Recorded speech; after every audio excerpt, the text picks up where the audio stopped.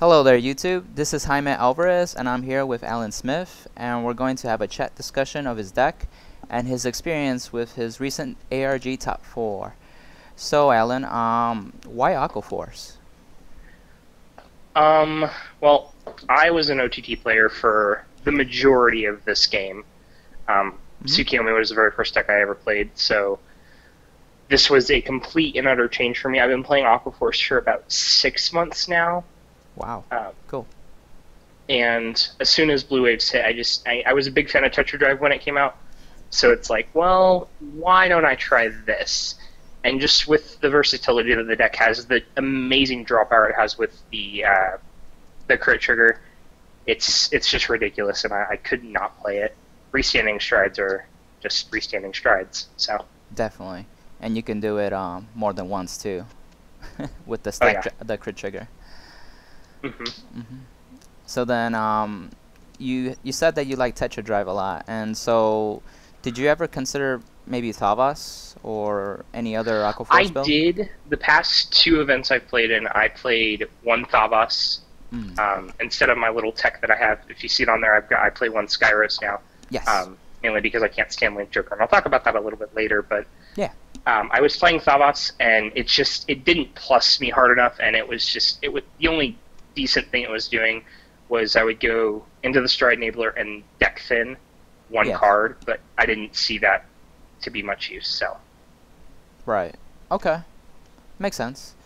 Now the other thing, what did you expect to face off in the event? I was very blessed that it was such a small event. We were expecting, one of my good friends and I, who actually won the event, we were expecting a whole lot of Kagero, Granblue, Link Joker, and we were pleasantly surprised that there was not a Kagero player there, and I was so happy about it. That definitely helps. Denial Griffin just shuts down Aqua Force so hard. Yeah. I hate that card. I hate it too. It's the bane of Aqua Force's existence. It's like, well, I have a Tidal Assault. Well, now you don't have a Tidal Assault, and I can't get 4 attacks off, so. And yeah, it's worse than it's on your turn. Yeah. It's like, I can't control this. Right. Okay. But yeah, we weren't expecting it to be as scaled down as it was, but like I said, it made for a much easier top.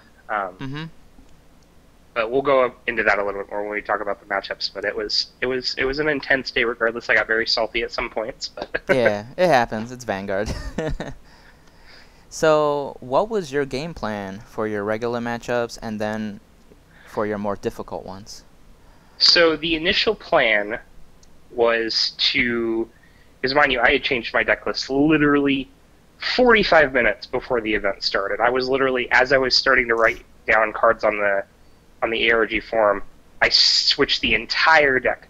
I watched a video from a guy named Jaime Alvarez, and I ended up changing the entire build to be a little more conservative and not get my play shut down as easy, because like I said, we were expecting a lot of Link Joker and Kagero. Yeah. So I ended up changing the complete build. My initial thoughts were to, just kill them with Tetra-boil as fast as I possibly can, because at that time I was playing the Blue Wave starter. Yes. But after I watched your video, it's just like, well, he makes a good point. If I don't do something here, Link Joker and Kagero are going to eat me for lunch. Yeah, so I ended up switching out my starter to Bubble Edge, and that card put in so much work all day, it's not even funny. Good. Glad it did. The only big difference is I teched in a Skyros, like I said, because right off the bat there was 2 Link Joker players there, and I was so happy when I played. I was so incredibly happy. I made it into a much more defensive build, and it ended up working very well. No, that's good too, yeah. Especially for those matchups. Yep. So that answered my question I was about to ask about the Skyros. So why did you play 4 Stride Fighter and 8 grade 3s?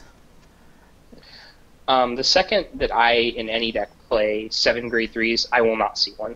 That's just Vanguard superstition right there. Yeah. And the same reason for the Nickies, because unlike a Thavas build where, you can focus on Thavas directly and not go into strides after your GB2, even with Anger Boil's GB2, it's not as glamorous as, getting that guard restriction from the Tom effect that Thalos has. So this is a deck that requires striding so much. So the Nickies they put in a lot of work in. If I can't stride, then I can't get my plays off. You felt like your stride turns were bigger than the GB2 of Anger Boil. Oh, absolutely. Unless I have like a Flavos, 3 Seagulls in the back row to pump him up, I don't really like relying on that because with the downside of Aqua Force having very little hand without investing in draw triggers and things like that, you really need to get as many cards in your hand as you can. That's what striding does for you. So. No, definitely, that's understandable. So let's start up with your matchups. What'd you face round 1? round one was the worst part of the entire day. I'll just state that right now. I played up against a guy that played Link Joker. He was playing Messiah and Freeze Ray Dragon. And I had not seen this card in 6 or 7 months.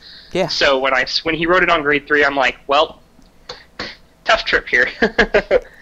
So and I just had the disadvantage of going up against one of the slowest players I've ever played in my entire career as a Vanguard player.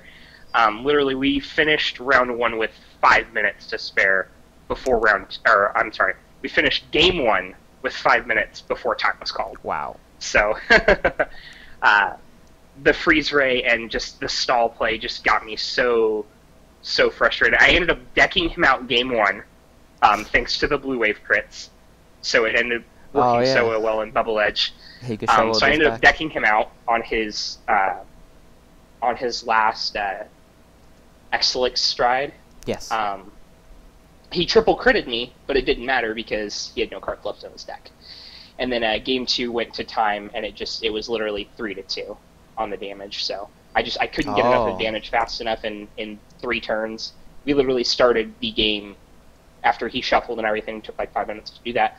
We started the game right as time was about to be called. So literally, I was turn 0, my second turn. It's like, well, we're gonna do what I can here. Tried to rush him as best I could, but I couldn't. So I ended up drawing that first game. I see. And that got me in a little bit of a salty mood. That makes sense. Okay. Round 2? Round 2, I played Gold Paladins, Gurgit, which I was very, very fortunate to have played this deck 5 to 10 times the night before with my good friend that went down there with me.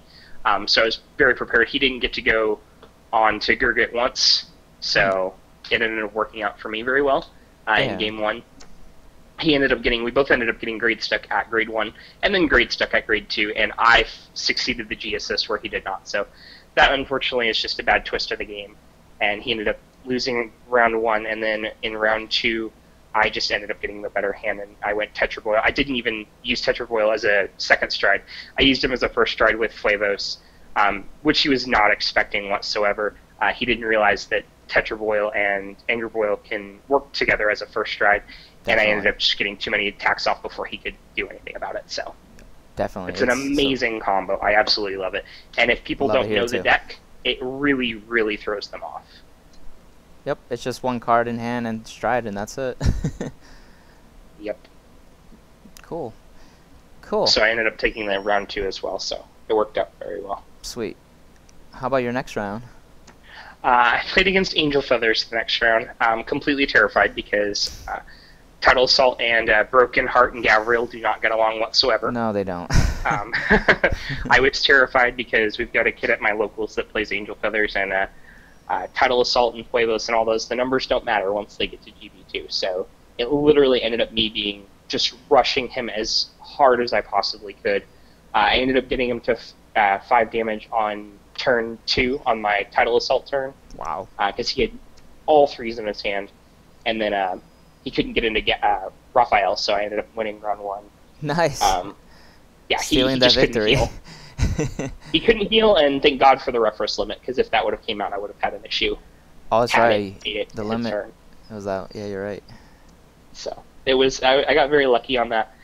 Game 2 was a little difficult. He ended up healing, going into Raphael twice, and it goes into turn 7 or 8, and he was at 1 damage, and I was getting very, very angry. So I ended up going into Lambros and swinging with, or sending 4 blue wave crits back, shuffling and letting him cut, and then I ended up triple critting him, and then throwing all the power onto Fuevos, and I ended up taking the game that way when he was at 1 damage. So that was very fortunate. You shuffled 4 blue wave crits? 4 blue wave crits. Oh my god. I didn't check them, but I ended up triple critting him and throwing all the power onto Fuevos. Wow. And then after a Lambros stand, it was dunzo funzo for him. Yeah. So. And you used the Lambros and not Tetra-boil? Yep. Wow. I was out of Tetra-boils at that point. Oh, yeah.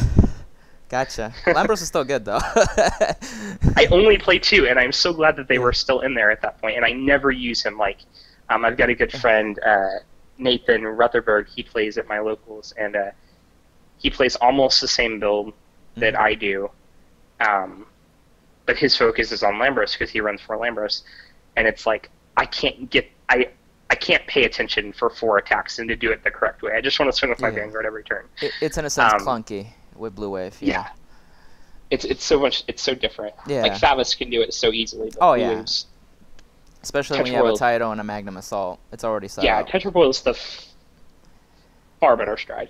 Yep. But he plays the Lambros variant, so I ended up thinking, I'm like, well, WWND, what would Nathan do? So I ended up going into Lambros and winning that game. So I got very fortunate with that. No, good.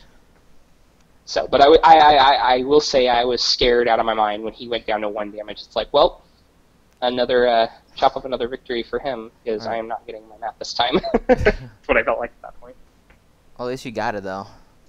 Yeah. That's good, man. And then round 4 was against my friend that went up there with me, which I already have a horrible matchup against, which is Gear Chronicle. Oh, boy. And I did not win a single game against him. I could not get my hand advantage. I did a miracle healing every game, but it did not matter because Mellum is too scary to even deal with. And unless you hit a trigger, they're just going to overwhelm you with Mellum and upstream and all that fun stuff. So yeah, I found that I ended up losing very fast. Very fast. Yeah, if you can like try to rush them early on with Tidal or Fabios, that helps too. Would have loved to have a Tidal or a Fabios, but that did not work out. I was stuck on Magnum, and then game 2, he was great stuck, and I got really excited. I'm like, okay, here's my chance to, battle back and push this to game 3. Yeah, it didn't work. He ended up finding the Chrono Jet and going directly into Metallica Phoenix, and it's it's too fast. I can't keep up with it. The deck can fix itself once it strides the Metallica Phoenix. Yeah. Definitely. And Urwater needs to be banned now because as much as TikTok and Mellum can do, the problem is when I try to swing back at them, they have 15 cards in hand from the multiple stand trigger plays that they have. Oh yeah, that's how they get their advantage back. Yeah, I can't. Even on a Tetra-boil turn, and like I said, I played him multiple times. Even when I was playing the start of the game, a crit. It's just you can't beat the advantage that they get with the stand trigger. So. Yeah. So I ended up flipping the table. Basically, I was afraid that I wasn't going to top at this point because I was a draw and a loss, and it was a very small event, like I said. Yeah. So I'm at this point I'm visibly salty, and then it ends up going into. I see the list, and I see that I'm 4th place, and I was so happy. Good, yeah. So it worked out very well. But Gear Chronicle, like I said, they are terrifying if they get their setup, so I was not looking forward to... I saw my name, and this happens every event, I kid you not. Either round 1 or the round just before cut to top 4 or 8, I always play against him, and it's just like, well, that's the end of my day. Yeah. It sucks when you have to face your friends. Yeah. Unless it's like the very finals at the end, which is like the epic game. But, but it never works out. If it's a deciding match, either he gets it or I get it, and one of us doesn't make it into top 4 or top 8, it's very frustrating. It is. It's happened to me twice, and that's always been the game that's decided it. So. I understand that. I've had that in Yu-Gi-Oh! Yeah, that's why I stay away from that game. Yep. So, now that you topped with the deck, have you learned anything from the event? Like, would you change out certain cards, ratios, or any relevant experiences that you can also help out other fellow card fighters? Everyone petitioned Bushiroad to give us a sideboard. Right, an extra deck or a side deck, yeah. I kid you not. There's games that you want to play a different trigger lineup. That's the main thing with me, at least. Because sometimes you don't need the hand advantage. You can just rush them with crits. Oh yeah. Some decks can't stop that early But then for example, when I played against Toronto and I had to go against Gear Chronicle, I would have loved to see one of my draw triggers, but I didn't see a single one. So yeah, that's rough. It didn't end up working the way I needed it to. You were playing 6 draw too. I'm surprised. Yeah, I was playing 6 draw, so Yeah. I didn't see them. I'm just like, well, you worked all day and now you want to snub out on me. That's how it is, guys. I am a very firm believer in that cards definitely listen to you. So Definitely. As long as you're confident in your deck, it should pull you through. yeah, but after 2 events in a row, specifically that last round, round 4, I knew that the deck was just going to start failing on me. I'm just like, well, we'll try to go out with a bang. If not, then hopefully I win a tiebreaker. So There you go. and the guy that ended up playing Link Joker, the whole issue with the whole event was he tied 2 other times after my match with him. So had he not tied those games, I wouldn't have ever played Toronto, and I wouldn't have made it into my top. So I'm kind of glad that he tied so much. But Right. Then since you lost to him, you got the tiebreaker better than most other players did. Right. Yeah. That makes So sense. a little bit of it was luck, but I mean, had I went XO the entire day and not won a single game, it would have been very different. Obviously, I would still be moping around without an invitational or without a match. So Right. Well, that's good, man. And then as far as tips for other players, the main thing that I would say personally, don't overthink it, especially at an event, whether it's big or small. I've been to both, but if you get in your head, which I have a huge issue of doing, and psych yourself out, it's not going to work. The cards are not going to fall where they should. So keeping calm is a big thing. That's a lesson that I still need to learn. Hopefully I learn it by December and once we go to the Invitational. But Right. Oh, definitely. But yeah, just to trust in the cards that you're playing. Don't get psyched out or freaked out. Even if it's a thing you have a bad matchup against, because as much as Vanguard is a skill-based game, the triggers and all of that, that's all luck-based as far as that goes. You can put as many ratios in it as you can, but you don't know when you're going to Miracle Hero or when they're going to, triple crit you for game. Right. Yeah, there's Can't those control moments. It's better to lose to those kind of things than doing a misplay. Yeah. And that's a good thing about Aqua Force is as long as you have your board set up correctly, and as long as you don't, underestimate the amount of counterblasts you have, you can usually you can avoid the misplays on your part at least. I mean, it's very easy. You swing with Title stands. You swing with Magnum stands. You swing with Fabio stands. You swing with Tetra-boil twice. There you go. Yeah. It's not too difficult. Cool. Well then, Alan, do you have any shout-outs? Not too much. Like I said, everyone at my locals knows me. If anyone sees this that played out there in Oklahoma, I definitely want to say, Tyler and Hunter, I'm sorry, Hunter, that you got snubbed out right before top 8. And Tyler, he played Grand Blue and was the one that tied with the Link Joker player just before top 4, and was the whole reason I ended up topping, because he tied with him and didn't beat him. So I'm very happy about that. So I'm sorry that you got 5th place, but I'm glad that you lost, or that you tied. He's probably going to have a laugh at that. And then as far as Jaime, I actually have a question for you. Oh, sure. What's up? As far as Bubble Edge and the Adelaide, because that's one thing I don't play is the Adelaide. Is that part of the reason why you stuck her in there was because of the Bubble Edge play, or I'm just curious because you didn't really explain it too much. Sorry. I just see her being too much of a waste because I can't determine when I'm going to Thavas Stride. So right. That's right. You were playing 2 Thavas Stride. Yeah, with my build I was playing 4, and the reason I was playing 4 is because I had a harder matchup, not a harder matchup, but another hard match with Link Joker, like Chaos Breaker, because they're gonna lock your front row. So if you can stride Thavas and make Adelaide attack from the back row for 16k, you got 3 attacks in total, and that's well, not. Now you see why I play Skyros, because they can't lock my front row. Same thing, yeah. And you play Skyros for that very reason. My reasoning. My reasoning for not playing Skyros was that it didn't have the blue wave name, and honestly, Skyros is not really that good if you're not facing Kagero or Link Joker. So it sucks when you get stuck riding him than your regular Vanguard. I've had that happen to me. I can agree with that.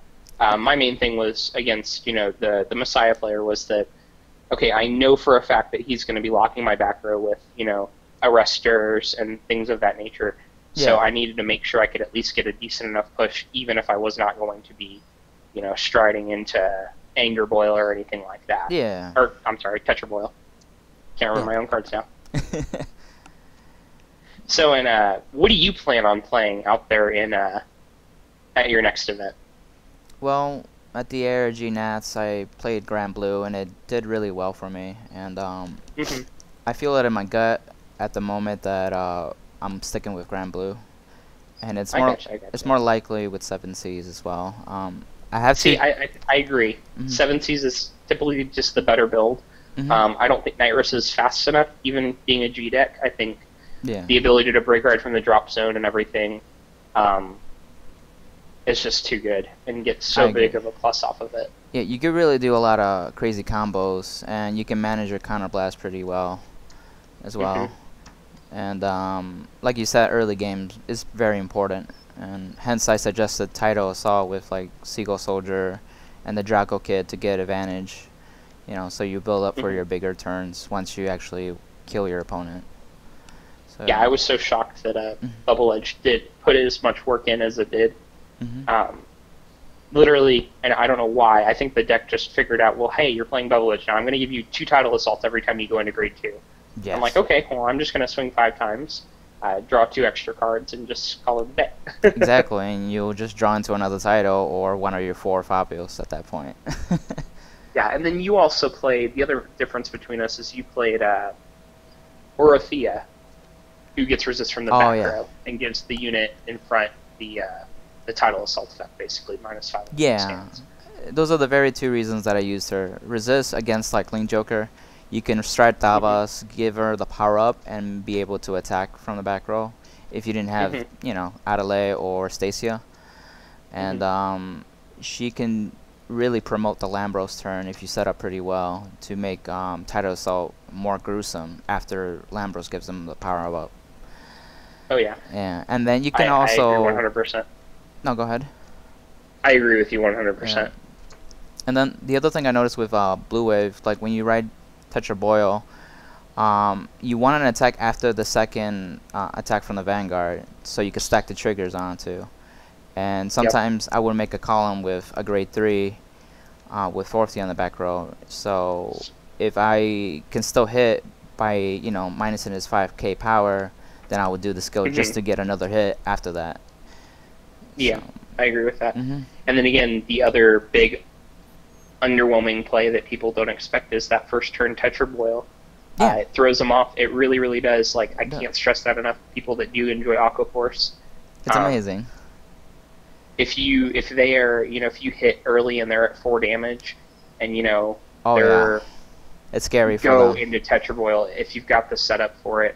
Otherwise, then I would suggest going to that Balustrade first just to get the extra attacks off. But if you know for a fact that if they're at 4 or 5, that trigger, that 4th damage or the 5th damage on a damage trigger is not going to matter at that point. Right. Because you're going to stand a column that's going to get +6, so you know for a fact that it's going to break through that trigger shield that they get. So it's so underrated for people, and it drives me insane how good it is. Yeah, it kind of messes up your strides later, but if anything, you can use it as a Blizza flip at the later, the last one that you have if you don't end up going into it. So right, it's not a big deal. And the other thing to really go well with it is if you do have the Orphea behind the Fabios, so it can restand again to get a 5th battle. That's true. And if you stack crits on it, it's even scarier. so I did things like that. Fabius definitely wins. Is right up there with Title Assault for best grade 2 in Aqua Force. Oh yeah, not Generation Break. It helps a lot. Oh yeah. Yeah. That's it's so good. That's another big reason why I didn't play the Adelaide, is because I wanted to focus strictly on the Fabios plays that I could make. No, that's understandable. So. Yeah. The reason I just took Adelaide was for the Link Joker matchup mainly. And then our Stride decks were a little bit different as well. If you guys didn't see that, yeah, that's true. You're much more, 4 and go home, as opposed to I play a couple tech cards in there. Yeah, you do. There's only so much room too, to be honest. Yeah. Because Persona flipping. G-Zone expansion. 22. Let's go to 22 strides. Yeah, right. And we need a better G-Guardian too, because Floatia is horrible against anything that's not. Yeah. She's not that She's great. Bad. But yeah. No. And there's not much else you can do. Dismal. I've seen people play 4 Dismal over 1 Floatia. So. Yeah. And then I didn't see. You don't play the Christos either, do you? No, like I said, I only had so much room because I was playing Fortava, so I was playing the Aristotle and the Sea Breeze. I'll tell you, over because I play the Aristotle and the Christos, but if I had to pick, I would definitely choose the Christos only because I had a matchup. It wasn't at this event, but it was the previous event, and Christos, if they're at low damage, they're just going to take everything, mainly because they think they're going to hit triggers. And the good thing about Christos is the attack doesn't have to hit. So it's basically a second bubble edge, if you really think about it. No, I would agree. It gets you that draw power against those, those very sensitive decks that you're going to play against, Link, Joker, Kagero. It seems like that's all we've been talking about today is Link, Joker, and Kagero. It's really the matchups really to be concerned about. Decks that you have a bad matchup against are Joker and Kagero, because everything else, you can really outmaneuver, whether it be by, throwing triggers on Tidal Assault and just attacking rear guards with them. Sanctuary guards not so much of a problem since the Sword Me hit, and I don't know where Bermuda Triangle went off to. They were doing amazing for like 3 formats, and now they just dropped off the face of the earth for a little bit. But that's kind of my plan for next event, is to kind of do a little bit with them. But we'll see what happens. Right. And the other thing with Aqua Force, a lot of people underrate it too, and they get so surprised once you do things like the first stride Tetra-boil. I got people rolling their eyes like, what the heck? Underrated. Yeah. So it's almost like in a sense a rogue deck, and but it's strong. Aqua Force, not a rogue clan, but Blue Waves absolutely. It really is a subclan now. Yeah. Because you see people play Ripples and you see people play Thavas. Yep. You don't see people play Maelstrom because it needs more support. Right.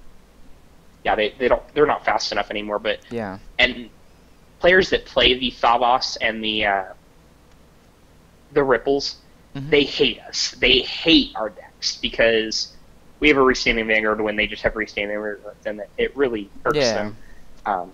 Really, their stride is Lambros or Thavas. We have the third option.